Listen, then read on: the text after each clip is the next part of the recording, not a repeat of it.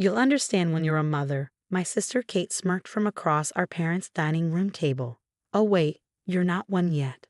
The casual cruelty in her voice made my hands shake as I gripped my water glass. I'm Emily, 34, and I just discovered my parents had emptied my adoption fund to pay for Kate's 4th round of IVF. We had to make a choice, Mom said, reaching for Kate's hand. Your sister needs this money now. You can still have children naturally, Emily. You're just being stubborn about adoption. I stared at the bank statement in front of me, the account balance mocking me with its zeros. 10 years of savings, nearly $45,000 I'd carefully set aside, gone without my permission. All because my parents were still co-signers on the account I'd opened at 24, when my first adoption attempt fell through.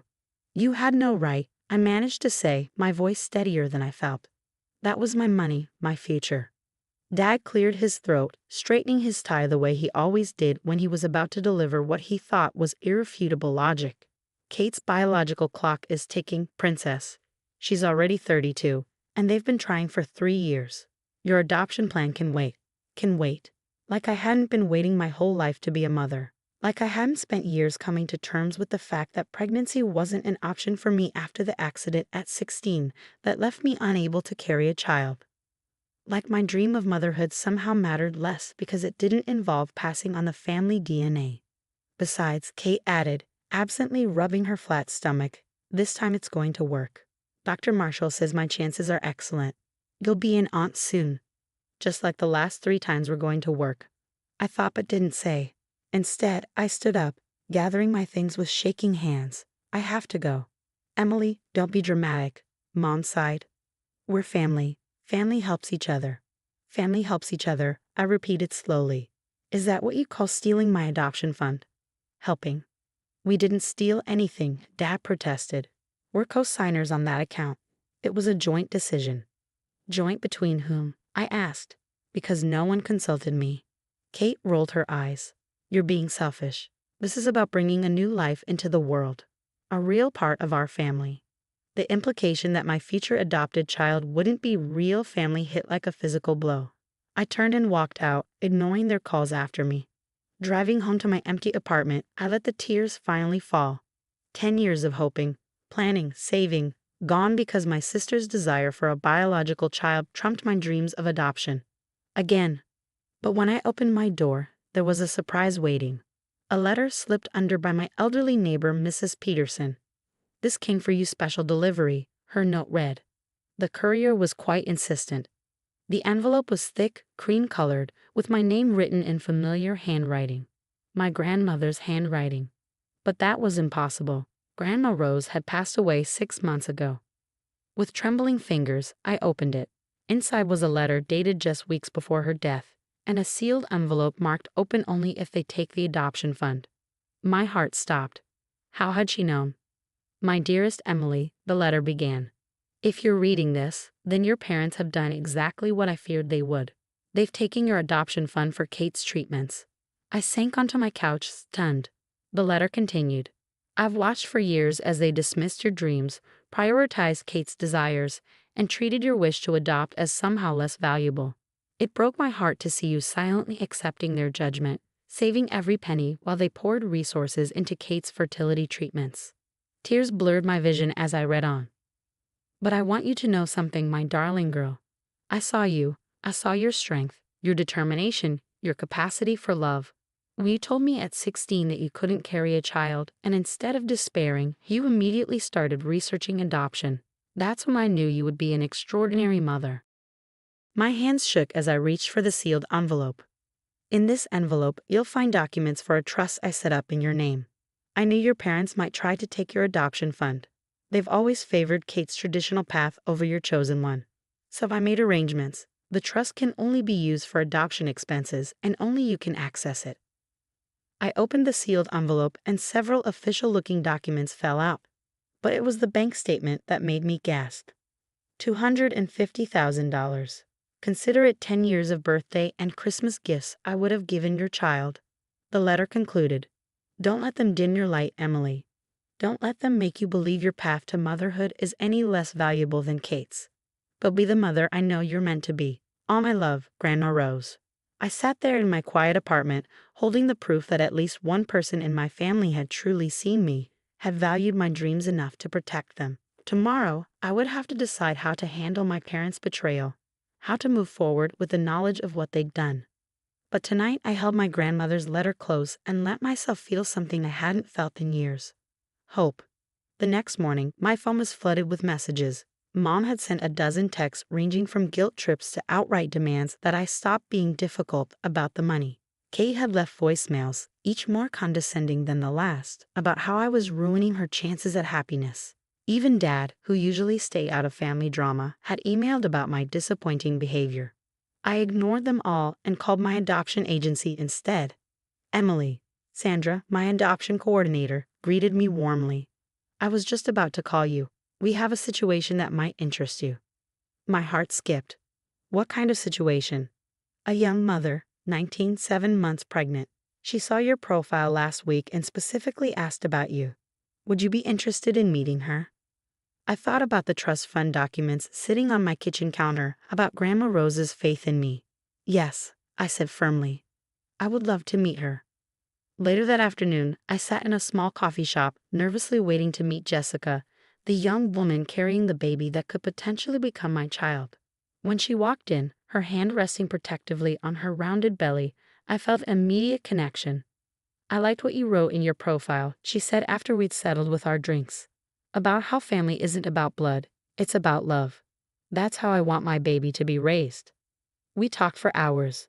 Jessica was smart, thoughtful, and absolutely certain about her decision to place her baby for adoption. By the time we said goodbye, we had agreed to move forward together. I was floating on air when I left the coffee shop, until I saw Kate leaning against my car. Mom's crying, she said without preamble. She can't believe you're being so selfish about this. I took a deep breath. I'm not having this conversation, Kate. The money's already spent anyway. She continued as if I hadn't spoken. My next treatment is scheduled for next week. You might as well stop sulking and be supportive. Like you've been supportive of my adoption plans? I asked quietly. She waved dismissively. That's different. This is about having a real baby, continuing our family line. Mom and Dad understand that. My child will be real, I said, my voice firm. And thanks to Grandma Rose, they'll be here sooner than you think.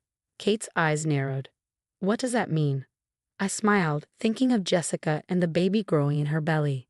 It means I have options you don't know about. Is this about Grandma's letter? She demanded. Mom said Mrs. Peterson mentioned something about a special delivery. What did she leave you? That's between me and Grandma Rose. Kate's face flushed. Everything was supposed to be split equally in her will. If she left you something extra, that's not fair.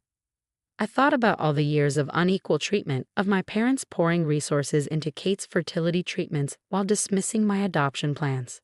Fair, I laughed. You want to talk about fair? Mom and Dad need to know about this, she threatened, pulling out her phone. Go ahead, I said calmly. Tell them. Tell them that Grandma Rose believed in my dreams enough to protect them. Tell them that while they were stealing my adoption fund, she was making sure I'd still have a chance at motherhood. Kate's hand trembled as she lowered her phone. You're lying. Grandma wouldn't have played favorites like that. She didn't play favorites. I corrected her. She played fair, actually fair, not your version of it. She saw what was happening and made sure my path to motherhood was protected, just like Mom and Dad protected yours. I need that money more than you do, Kate burst out. This is my last chance. No, I said firmly. What you need is to accept that you don't get to dictate how I become a mother. What you need is to understand that your desire for a biological child doesn't trump my dreams of adoption.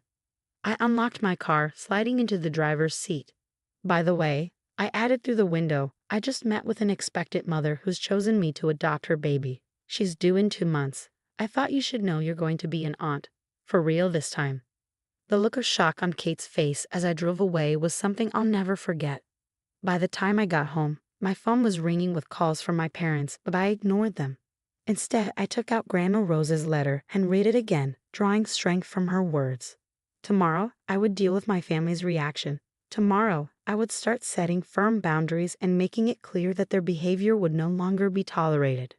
Tomorrow, I would begin preparing for my baby's arrival.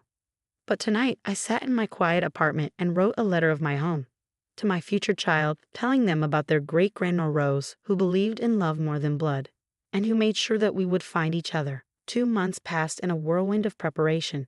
I painted the nursery a soft sage green, filled it with children's books and handmade blankets, and spent every free moment getting ready for my baby's arrival. Jessica and I grew closer, meeting weekly for lunch and sharing hopes for the future. My parents' reaction to the news was exactly what I expected. Mom showed up at my door unannounced, oscillating between tears and accusations. "How could you move forward with adoption without consulting us?" she demanded. "And what's this about a secret trust from your grandmother?" "I don't need to consult you about my path to motherhood," I replied calmly. "And Grandma Rose made her choices, just like you made yours." Dad tried a different approach, calling with a business-like proposition. "Look, Princess, maybe we can work something out. You could share the trust money, help your sister, and still have enough left for adoption later." "No," I said firmly. "The trust is for adoption expenses only. Grandma Rose made sure of that." Kate's IVF treatment failed again, leading to another round of guilt trips. "If you had helped, maybe it would have worked this time," she sobbed over the phone. "This is partly your fault." I let her words wash over me without sticking. My focus was on the future, and my babies. Then, on a sunny Tuesday morning, Jessica went into labor. I rushed to the hospital, my heart pounding with equal parts excitement and nerves. 12 hours later, I held my daughter for the first time. Looking down at her perfect face, I whispered, "Hello, Rose." Jessica smiled tiredly from her hospital bed. "Rose, that's beautiful." The next day, as I was completing the adoption paperwork, my parents and Kate showed up at the hospital. Mom burst into tears when she saw the baby, while Dad stood awkwardly by the door. Kate hung back, her face unreadable. "She's gorgeous," Mom whispered, reaching for Rose. But I didn't hand her over. "Before you hold her," I said quietly but firmly, "we need to be clear about something. Rose is my daughter. Not your do-over baby, not Kate's substitute, not a consolation prize. Mine, and if you want to be part of her life, things need to change." "What do you mean?" Dad asked. "I mean no more dismissing adoption as second best. No more comments about real family or blood relations. No more trying to control my choices or steal my money. Rose deserves better than that, and so do I." Kate stepped forward, surprising me by speaking up. "She's right," she said softly. I've been awful about this. Seeing her now, she's perfect, Emily. She's your daughter." Mom dabbed at her eyes. "But we're still her grandparents. We still want to be involved." "Then prove it," I said. "Show me you can respect my choices, support my path, and love Rose for exactly who she is. My daughter, chosen through love rather than born through blood." Looking down at Rose's sleeping face, Mom nodded slowly. "We can do that. We will do that." Over the next few weeks, something shifted in my family dynamic. Mom stopped pushing Kate's fertility struggles into every conversation. Dad started asking genuine questions about adoption and bonding. And Kate surprised me the most. She came over one afternoon, bringing a handmade blanket for Rose. "I've been seeing a therapist," she admitted, "working through some things. I realized I've been so focused on having a baby that I forgot about being a sister or an aunt." Rose grabbed her finger, and Kate's eyes filled with tears. "She's amazing, Emily. You're amazing. I'm sorry I couldn't see that before." 6 months later, we gathered at my house for Rose's naming ceremony. As I looked around at my family, Mom and Dad beaming proudly, Kate taking photos, Jessica and her family joining us as extended relations, I felt Grandma Rose's presence strongly. On a mantel sat her picture, and next to it, in a frame, the letter that had changed everything. My mother paused by it, reading the words she'd never seen before. "Mom always did see things clearly," she said quietly. "She saw you, Emily, when we were too blind to look. Thank you for giving us the chance to see you now." Rose chose that moment to let out a happy squeal, drawing everyone's attention. As my family gathered around her, their faces full of genuine love and joy, I silently thanked Grandma Rose for her gift. Not just the trust fund that had made this possible, but the wisdom to know that sometimes love needs a little help to find its way. Later that night, after everyone had gone home, I rocked Rose to sleep in the nursery painted sage green. Your great-grandma Rose would have adored you, I whispered. She knew you were meant to be mine even before I found you, and she made sure nothing would stand in our way. Rose sighed contentedly in her sleep, and I smiled, knowing that while my path to motherhood hadn't been traditional, it had led me exactly where I was meant to be. Sometimes the best families aren't the ones we're born into, but the ones we choose and the ones who choose us right back.